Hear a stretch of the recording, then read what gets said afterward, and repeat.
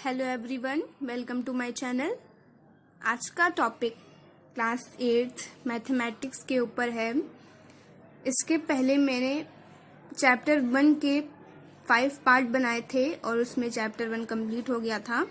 तो आज मैं सेकंड चैप्टर मैथ्स का लेकर आई हूँ, एक्सपोनेंट और पावर। ये चैप्टर का नेम है और ये चैप्टर पहले का फर्स्ट पार्ट है। सेकेंड चैप्टर को पढ़ने से पहले, स्टडी करने से पहले उसके लॉस के बारे में जान लेना बहुत ही ज़रूरी है, क्योंकि ये पूरा चैप्टर आपका लॉ बेस्ड है। तो आपको ये जान लेना बहुत ही ज़रूरी है। मैं आपको बताती हूँ, आप फर्स्ट लॉ देखिए। इसमें लिखा है a की पावर m इंटू a की पावर n is equal to a की पावर m प्लस n। ये लॉ फर्स्ट ये कहता है कि अगर बेस सेम हो। अब सबसे पहले मैं आपको बता देती हूँ कि बेस क्या होता है। जैसे मान लीजिए एक नंबर है, हमने उसके डिनोट कर लिया a और इसकी पावर लगी है n। तो क्या इसकी a की पावर क्या लगी है n। तो अगर इसमें वैसे आपसे कोई पूछे कि बेस क्या है, एक्सपोनेंट क्या है, तो आप कहेंगे कि बेस इसमें से जो है a है। बेस क्या है? a है। जो नीचे लिखा रहता है उससे कहते हैं बेस, या तो फिर कह सकते हैं कि जिसकी पावर लगी होती है उसको कहते हैं हम लोग बेस। और अब आता है एक्सपोनेंट क्या है। एक्सपोनेंट आपका इन दोनों में से कौन सा है? n है। जो पावर लगी होती है उसी को हम लोग एक्सपोनेंट कहते हैं। दूसरा एग्जाम्पल ले लीजिए, लिखा है -5 की पावर 6। अगर आपसे इसमें कहें कि बेस क्या है, तो बेस क्या है हमारा? -5। और एक्सपोनेंट क्या है हमारा? एक्सपोनेंट क्या है? 6 है। एक्सपोनेंट को आम पावर भी कहते हैं। तो आई होप आप लोगों को बेस और एक्सपोनेंट का मतलब समझ में आ गया हो। तो ये हमारा फर्स्ट लॉ कहता है कि अगर बेस सेम हो, यानी कि a इंटू a, आप देख सकते हैं कि जो यहाँ पे a की वैल्यू है वहीं यहाँ पे a की वैल्यू यानी कि सेम है। अगर बेस सेम हो और पावर अगर अलग अलग हो, पावर क्या हो? डिफरेंट हो, तो जब हम लोग सॉल्व करेंगे तो m की पावर n हो जाएगा, यानी कि बेस तो वही हो जाएगा, उसको एक बार लिखेंगे, लेकिन उनकी जो पावर होंगी वो क्या हो जाएंगी? ऐड हो जाएंगी। सेकेंड आपका लॉ है, अगर बेस सेम हो और वो भी किस में हो? डिवाइड में हो, और पावर्स आपकी डिफरेंट हो, तो क्या होगा? बेस तो वही रहेगा बट आपकी जो पावर होंगी वो माइनस हो जाएंगी, यानी कि m माइनस n हो जाएंगी। थर्ड आपका ये है कि a की पावर m पूरे की पावर m, यानी कि अगर पावर की पावर लगी हो, ये n आपका क्या है? पावर है, और ये m क्या है? उसकी पावर लगी हुई है, यानी कि पावर की पावर लगी हो तो क्या हो जाएंगी? पावर क्या हो जाती है? मल्टीप्लाई हो जाती है।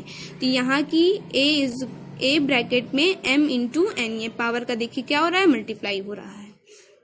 फोर्थ है आपका लॉ, a अपॉन b की पावर n, यानी कि अगर a अपॉन b की पावर अगर n लिखी है, तो अगर मान लीजिए अगर हमको इसकी पावर को निगेटिव बनाना है तो हम लोग कैसे करेंगे?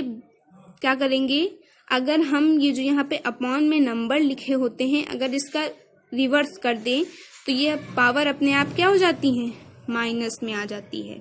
या फिर अगर कभी भी पावर माइनस में लगी हो और उसको हम लोग को पॉजिटिव बनाना है, तो हम लोग उसके अंदर जो नंबर लिखा होता है उसको रिवर्स कर देंगे, अपने आप पावर पॉजिटिव में आ जाएगी। जैसे कि इसका एक एग्जाम्पल है, लिखा है 5/6 की पावर -8, ये लिखा है। और अगर आपसे कहें कि -8 को हटाना है, यानी कि सबसे पहले कभी भी हम लोग सॉल्व करते हैं तो पावर को देखते हैं। माइनस की पावर को हमको सबसे पहले क्या करना होता है? पॉजिटिव बनाना होता है। तो इसको हम लोग कैसे करेंगे? 6/5 कर देंगे, रिवर्स कर देंगे, और पावर अपने आप क्या हो जाएंगी? पॉजिटिव हो जाएंगी, अपने आप ही वो पॉजिटिव हो जाएंगे। 6 ऊपर हो जाएगा, 5 नीचे हो जाएगा। तो फोर्थ लॉ में यही है। तो नेक्स्ट लॉ हम लोग पढ़ेंगे कि अगर a अपॉन b की पावर o लिखी हो, सॉरी ओ नहीं 0 लिखी हो तो वो 1 हो जाता है। क्या हो जाता है? 1। अगर किसी की भी पावर अगर 0 लगी हो तो उसको हम लोग केवल 1 से ही डिनोट करते हैं या फिर उसका 1 ही आंसर आता है। आपका 6th लॉ है a इंटू बी की पावर m, यानी कि अगर a इंटू यहाँ पे क्या है, बेस अलग अलग है, यहाँ पे बेस a की वैल्यू दूसरी है और b की वैल्यू अलग है। तो अगर पूरे की पावर m लगी हो, पूरे की पावर m लगी हो तो हम लोग, इसका मतलब ही होता है कि ये m की भी पावर है, सॉरी ये a की भी पावर m ही है और b की पावर भी m ही है। तो इसको हम लोग ऐसे लिखते हैं, a की पावर भी m ही लगी है और इंटू b की पावर भी m ही है। सेम है, इसी तरह भी इसमें ही होता है कि अगर a डिवाइडेड बाय b पूरे की पावर m लगी हो तो इसका मतलब है कि a की पावर m हो सकती है, होती ही है, और डिवाइड में b की पावर m हो सकती है। तो ये कुछ लॉ थे एक्सपोनेंट एंड पावर्स के, जो आप लोगों को इस चैप्टर से पढ़ने से पहले जान लेना बहुत ही ज़रूरी है, बहुत ही इम्पॉर्टेंट हैं, और आप लोगों को लर्न भी कर लीजिए क्योंकि ये पूरा बेस्ड चैप्टर है इन्हीं लॉस पे। तो चलिए हम लोग आगे बढ़ते हैं। तो हम लोग क्वेश्चन आज सॉल्व करेंगे। क्वेश्चन फर्स्ट है right the base and exponent, यानी कि आपको इसमें बताना है कि बेस क्या होता है और एक्सपोनेंट क्या होता है। अभी मैंने आपको बताया था कि जिसकी पावर लगी होती है उसको हम लोग बेस कहते हैं। क्या कहते हैं? बेस। तो अगर इसमें आपसे क्वेश्चन है -3 की पावर 4, बेस इसमें क्या होगा? -3 होगा, और एक्सपोनेंट यानी कि पावर क्या होगी? 4 होगी। नेक्स्ट क्वेश्चन है इसी तरह, इसमें आपसे पूछ रहे हैं कि बेस कौन सा होगा, एक्सपोनेंट कौन सा होगा। तो बेस होगा आपका 3/11 और एक्सपोनेंट होगा 10। सेकेंड क्वेश्चन है express each of the following has a power of rational number with the negative exponent. Exponent का मतलब पावर होता है। इसमें आपसे कह रहा है कि आपको ये जो क्वेश्चन दिया हुआ है इसको आपको सॉल्व करना है, यानी कि रेशनल नंबर की पावर लगी हों और वो भी पावर किस में आए? निगेटिव में आए। किसमें आए? निगेटिव में आए। ऐसा आपको ऐसे सॉल्व करना है। तो ये आपका क्वेश्चन है, इसको हम लोग सॉल्व करना शुरू करते हैं। अब इस क्वेश्चन को आप लोग देख रहे होंगे, मैंने आपको एक लॉ पढ़ाया था, अगर पावर की पावर लगी हो तो पावर का क्या होता है? मल्टीप्लाई होता है। क्या होता है? मल्टीप्लाई। तो इस क्वेश्चन में भी पावर की पावर लगी हुई है तो इसका हम लोग क्या करेंगे? मल्टीप्लाई करेंगे।